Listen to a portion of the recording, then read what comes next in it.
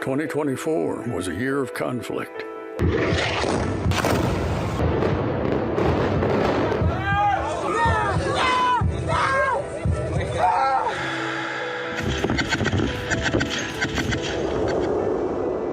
2024 was a year of hardship.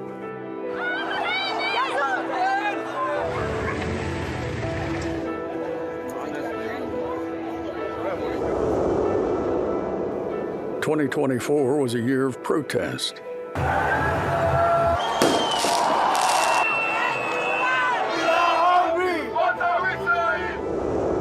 2024 was a year of extremes.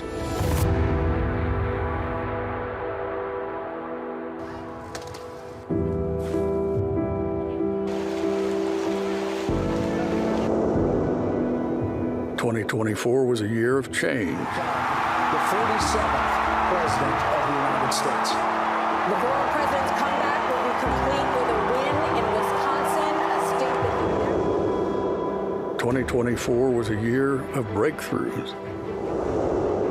2024 was a year of hope. To secure peace, prosperity, and hope for a greater future for our beloved nation. Arise News was by your side every step of the way. Join us as we look back at 2024. What a year.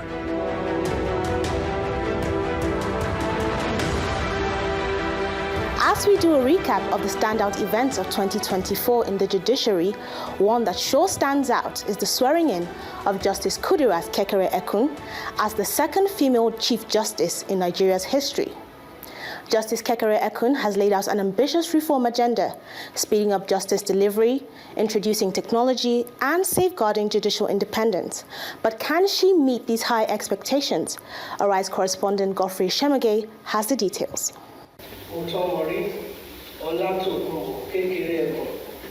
solemnly swear. Nigeria's President Bola Tinubu on August 22nd inaugurating Justice Kudirat Kekere-Ekun as the 23rd Chief Justice of Nigeria. Her appointment, which comes at a time the judiciary seems to have lost the respect it once had, now marks a new chapter for the justice sector that is on a conscious drive to improve public perception. As such, she is promising a new wave of reforms aimed at enhancing transparency, efficiency, and accountability. This is a new dawn and a new era in the Nigerian judiciary. I want to ensure my fellow Nigerian citizens that we are committed to working more diligently to improve public perception of the Nigerian judiciary. Over the years, various factors have contributed to the negative image of the judiciary. However, we are determined to change this narrative and make the judiciary a source of pride for all Nigerians. When the legal compass of a nation falters, everything suffers, including public and international perception. The attitude of some of us in the justice sector is sometimes less than salutary, and that has, to a large extent, contributed to the current image deficit of the country's legal system. The legal year ceremony is coming at a time when, to borrow the words of a past Chief Justice of Nigeria, Honorable Justice Dahiru Mustafa, of blessed memory. As it stands today, it appears that the society is not entirely satisfied with the performance of the judiciary. One may wonder why we should bother about the public perception of what our courts decide. Some may insist that public opinion is inconsequential and that the courts or the legal profession should not be bothered about what the public think or make of court judgments. Supporters of this viewpoint remind us that the law is what the courts say it is.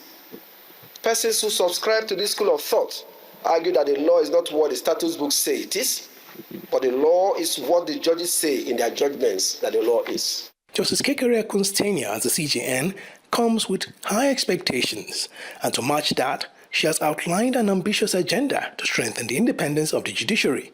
This includes advocating for financial autonomy and ensuring the judiciary operates without undue influence from other arms of government. The issue of judicial independence has been a thorny one. It's been a widely held belief that successive governments use the judiciary to achieve their selfish agenda, mostly political.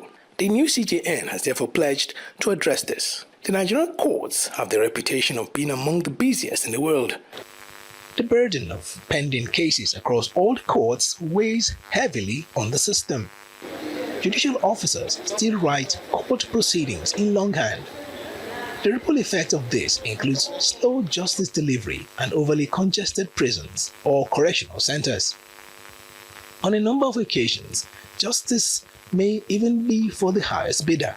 The public and the press pass judgment on these allegations, and all that the complainants appear to require from the National Judicial Council is to rubber stamp those conclusions and punish the judges. Even when a complaint against the judge is dismissed as frivolous, the judge stands scandalized and distressed. I'm happy that the CJN is here.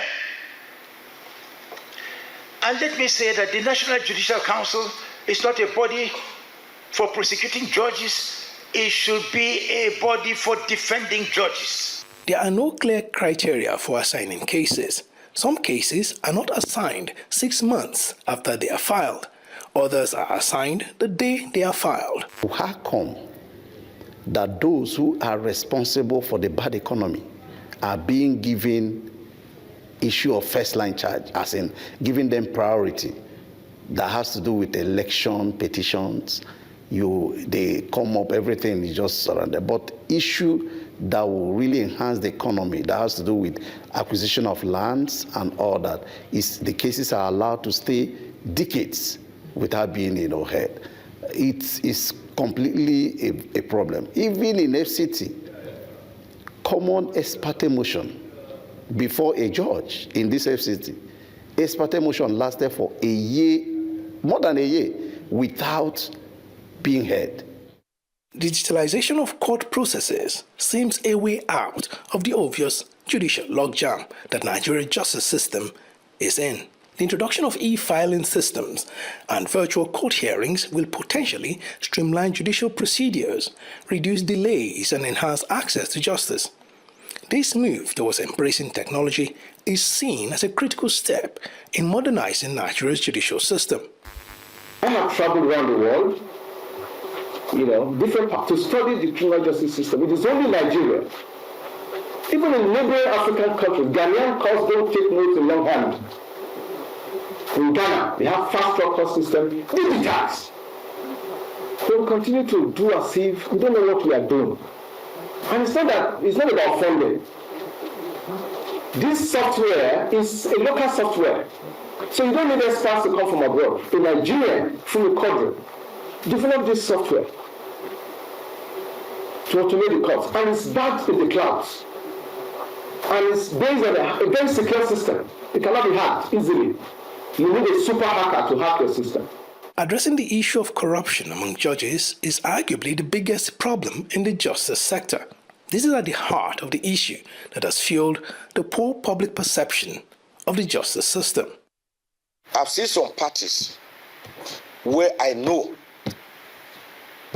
that some people, politically exposed people who attended the parties in their states had matters before such judges. And one of them whispered to me and said, "Can you see? That man decided a case for the state of that politically exposed person." And I didn't know. It is not good for our image. By all means, celebrate. We're not saying you should not celebrate. It's better to celebrate with your colleagues, lawyers, and judges like you. If the PEP people want to help, they can help quietly on the ground. Maybe words of encouragement, maybe buy you some books. Even if he has to give you money, it is not bribe because he's just gifting you for exiting the lower court and going to a higher one. But not to be seen taking pictures publicly with such people, I don't think it is good. Recently, the National Judicial Council, NJC, headed by the Chief Justice of Nigeria, Justice Kudirat Kekereekun, sanctioned 5 serving judicial officers for various acts of misconduct. Among these are 2 heads of court recommended for compulsory retirement over alleged falsification of age. They are the Chief Judge of Imo State, Justice Chukwuemeka Chikeka, and the Grand Kadi of Yobe State, Honorable Kadi Babagana Mahdi. At its 107th meeting, the NJC recommended to the Imo State government the compulsory retirement of the State Chief Judge with effect from 27 October 2021, while all salaries and allowances received in excess by him from 27 October 2021 till date be refunded to the council.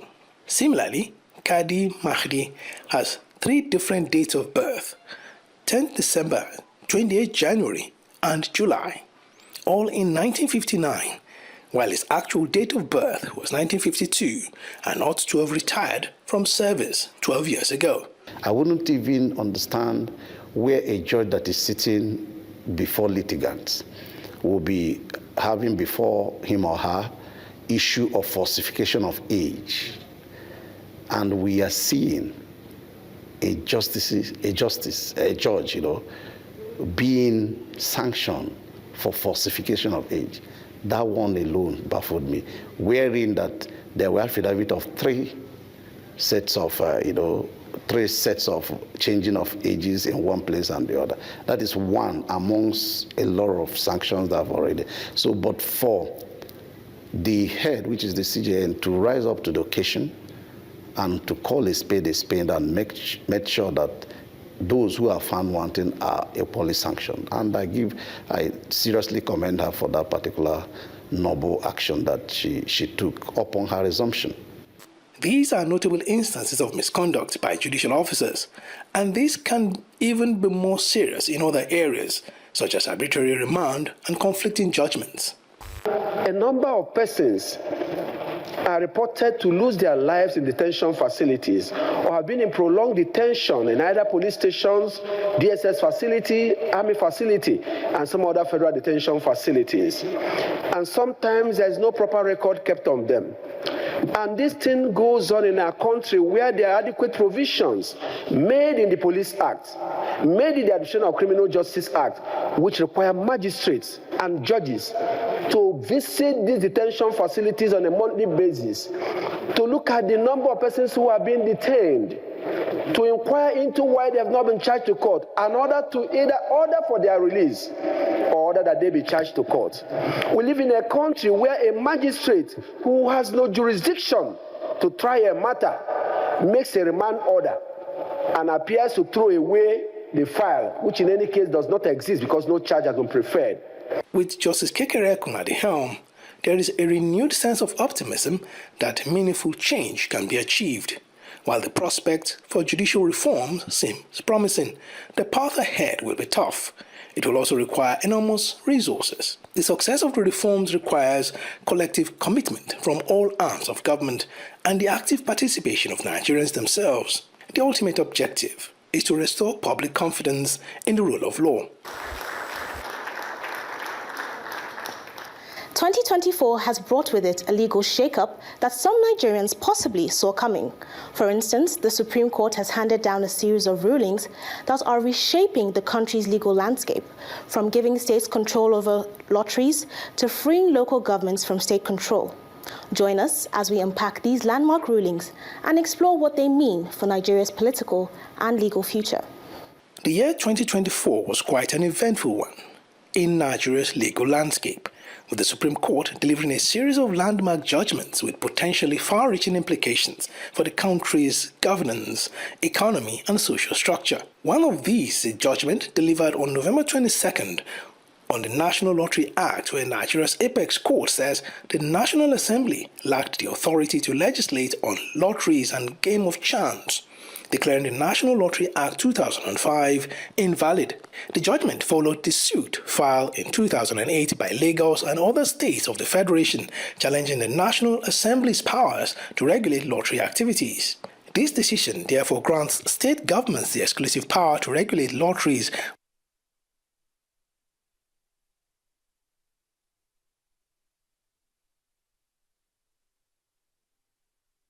within their jurisdiction except for the Federal Capital Territory. On 15 November, the Supreme Court dismissed a suit filed by 19 states challenging the laws establishing Nigeria's main anti-corruption agency, the EFCC, and others.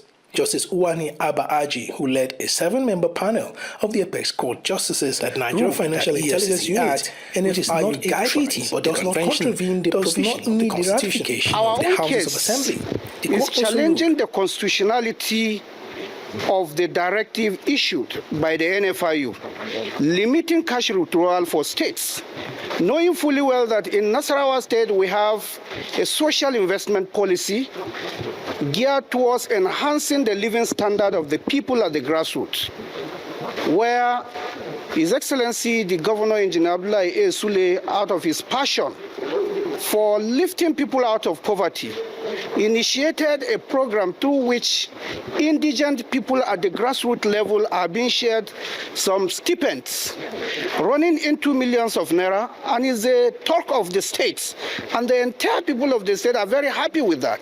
Now, by the time this policy comes on board to stop, limits the cash withdrawal by the states, it will frustrate this program, and it by extension affects the living standard of the people at the grassroots. Arguably, the most significant judgment of 2024 is that by the Supreme Court granting independence to the 774 local governments in Nigeria to govern themselves and manage their funds, a departure from the norm where states maintained absolute control. We are excited that finally freedom has come to the people of Nigeria. Freedom has come to the democracy can now be entrenched in all the 774 local governments in Nigeria. Our people can now see rapid developments. So we just want to thank God Almighty for giving us a president like Bola Ahmed Tinubu, who has had the courage to take this step by coming to the proper place to say, let the proper interpretation be made to give life to the third tier. Enough of the intimidation by forces who do not want democracy to exist in Nigeria. Mr. President, we say thank you. The Lordship came to a conclusion that money due to local government shall henceforth be paid directly from the Federation account to the 774 local government and 6 municipal councils in Abuja. So that laid the matter to rest today. The July 11th decision surely marks a significant shift in the governance structure, ruffling a few feathers. To maintain a semblance of control over the local governments, the federal government accuses some states of masterminding ways to achieve this through the back door. I am aware that some states have embarked on legislations, promulgation of legislations which appear to be antithetical to the tenets or tenor of the judgments of Supreme Court. My simple comment is that the states concerned are advised not to tread within the precincts of contempt of court. The Supreme Court is a policy court. Enacting out the policy on local government autonomy, some state governors immediately conducted local council polls to put the governance structure in place. Nigeria's Apex Court, which is clearly overworked, still has a significant part to play to keep things in shape and perhaps address the concerns that make an average Nigerian feel that the judiciary is no longer the last hope for the common man. Changing the perception will require much more effort than we are currently seeing. Godfrey Eshamoge, Arise News.